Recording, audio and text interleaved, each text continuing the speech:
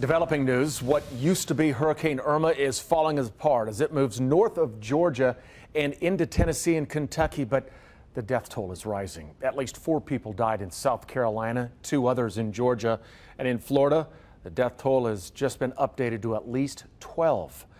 After Hurricane Irma and Hurricane Harvey, many people need help right now. And as Natalie Davis reports, local volunteers are training to do just that. About 60 people are getting special training from the Red Cross. The goal is to get them to hurricane-affected areas as soon as possible.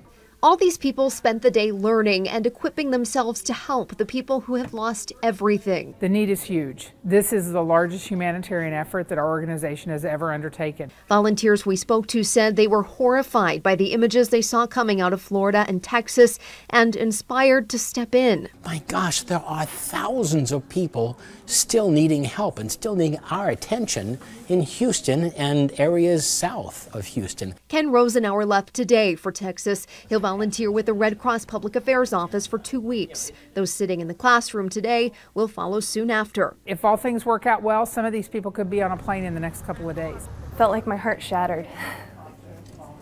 Yeah.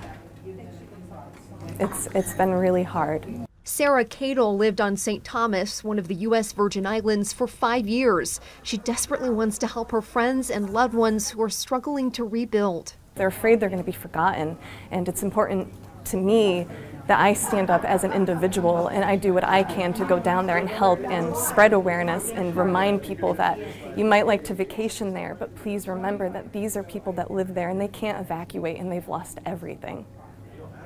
The Red Cross is holding another training next week. Volunteers are asked to deploy for at least 2 weeks. Natalie Davis, KCTV 5 News.